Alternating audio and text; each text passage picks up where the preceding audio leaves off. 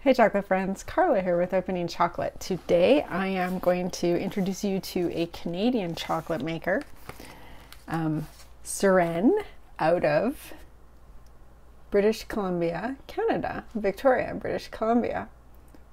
So I don't know if you can see that with the reflection there.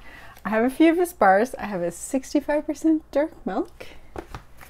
This is the 65% Pataxte or Jaguar cacao, and then I have 100% Guatemalan bar.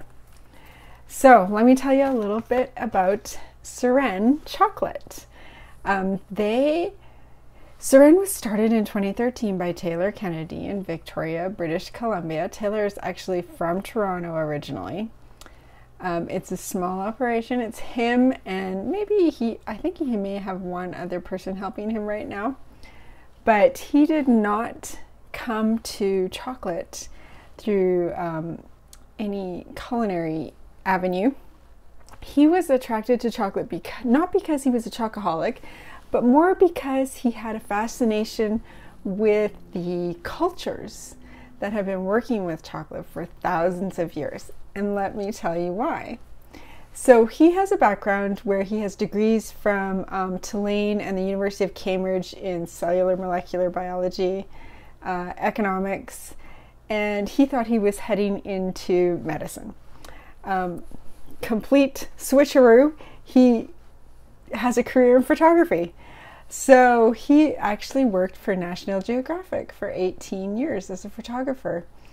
And that is how he was exposed to all these cultures who have such a strong and long history of working with cacao.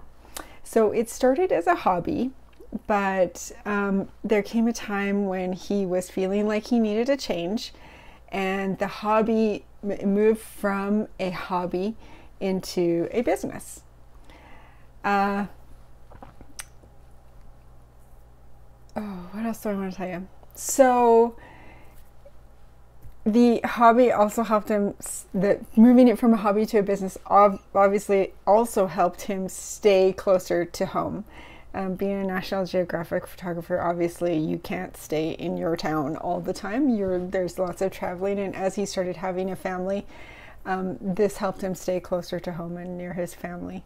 He actually told me a very interesting story, or a funny story, about one day his daughter snuck into the workshop and they found her in there she had tipped a bowl of chocolate onto herself and was just happily eating chocolate, sitting there having a good time. So yes, he gets to be home and closer to family and experience fun memories like that. So what else do I want to tell you? So he worked for National Geographic for 18 years. When he decided to move it from a hobby into a business, he is self-taught. But when he shifted in 2013 at that time, there were a few people out there who were being generous with their knowledge. John Nancy, he went to the unconference at the Northwest Chocolate Festival, talked to people like the guys from Dick Taylor and the guys from Dandelion, and that is where he started. What else do I want to tell you? So I've got some things to tell you about the wrappers and the name. Let me tell you about the name. So Sirene comes from the Sirens in the Odyssey, Homer's Odyssey, but the way we think of sirens in modern, pop culture is that they're these seduction is involved and killing is involved and they're all sexy, and that's not really the way they are in the original Odyssey, and that is what he's hearkening it back to. So let me just read you what he sent me here. So it says, in the original Odyssey, it says, the sirens say, "Come here and listen to our voices. No one ever sailed past us without staying to hear the enchanting sweetness of our song. And whoever listens will go on their way not only charmed, but the wiser. For we know all, and we can tell you everything that is going to happen over the whole world." So it was not that he's relating them to the seduction of this, but rather that he's relating it that he wants to share the knowledge of the variety and diversity in the chocolate world, because it is really, craft chocolate is really diverse and really amazing and has this amazing history and all these things that, if you follow me, connects in there, and you'll know. So let's flip the camera around. I'll open one of these bars to taste, and I'll tell you a little bit more about the wrapper and we'll check it out. Okay, so here's the 3 bars that I have. I just wanted to tell you a little bit about the wrappers. He tries to have a local focus as far as the business in Victoria. So the watercolors on the wrappers are done by a local artist, Amy Van Dremelen. I may be saying that wrong. Van Dremelen. The animals that are portrayed, the plants and animals, are from around the local coastal city where he lives. So Victoria is on the ocean, in case you didn't know. And these animals are native to that area. And this kelp, if you've ever been in the Pacific Northwest, you are familiar with that beach. It's often on the beach. So let's see, he's got some awards listed up here. He has won lots and lots of awards. He is one of the few chocolate makers that makes a Pataxte bar with the Jaguar cacao. So I'm going to open that one. I think I'm going to do the dark milk and the Pataxte.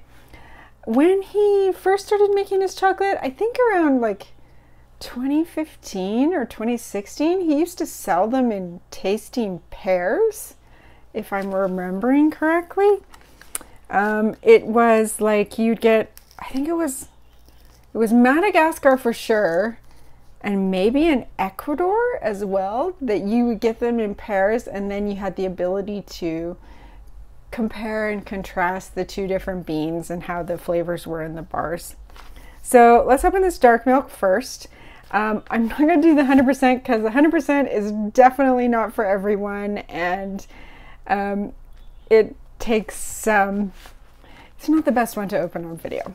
So I'm going to open the dark milk. Let's take a look at the wrapper. So we've got the dark milk, 65% dark milk. It's won some awards. It's got the Pacific octopus on there. Let's see, this is not milk chocolate, correct? So dark milk chocolates are very distinct from milk, regular milk chocolates. Let's see what we've got in the ingredients here. So we've got cacao beans, cane sugar, whole milk, and some cocoa butter in there. So minimal ingredients, that's good. Let's open her up, see what's inside.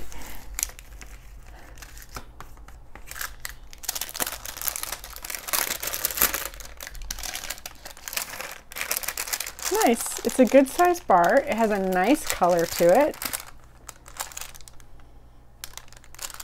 The aroma is minimal. That's okay.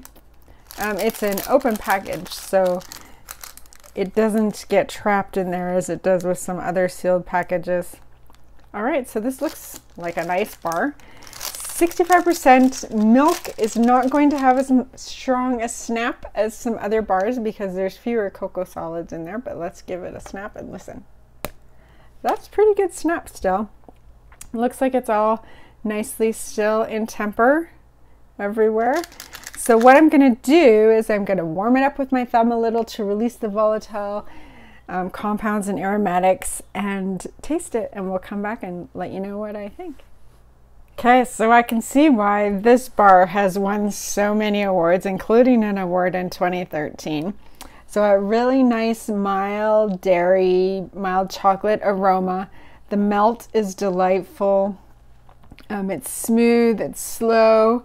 You get mild chocolate, you get dairy, you get a little bit of maple in there, a little bit of lemon in the back of your throat as you get towards the end of the tasting experience. So really nice tasting experience from these Guatemalan beans. The finish is pleasantly has a pleasant, mild bitterness, so it leaves a taste in your mouth that you're not wanting more, but you're satisfied, you're satiated with the bite. So nice. I can see why that one has won its fair share and then some of awards. The other one I wanted to open was this Pataxte. This is 65, it says 65% dark chocolate, but I don't think you can actually categorize this as chocolate because it's not made with Theobroma cacao, it's made with Theobroma bicolor. And there is no cacao beans in here. So when I open the bar, you will see this does not look like a dark chocolate. It looks more like a toasted white. So Pataxte or Jaguar beans are white beans. They're larger than a regular cacao bean, and they have a different mouthfeel and a different taste. So you can see this looks like, if you saw this, you'd say, oh yeah, this is a toasted white. So, or a caramelized white bar. No, this is from Theobroma bicolor. It has a very, let's listen to the snap here. Decent snap. Yeah, I don't even know what you would expect. It's hard to have, there's not a lot of makers out there using this right now, so it's hard to have a reference point for what a good snap or a bad snap should be, or what a decent snap should be. So we're, as a chocolate industry, just really learning more about this right now. So it has a very nutty kind of aroma to it. I'm going to do the same thing because it does still have some, he's added some cocoa butter in here, and the beans naturally have some fat in them. So as I warm them up, it will release the compounds, and I'll come back and let you know. So interesting bar.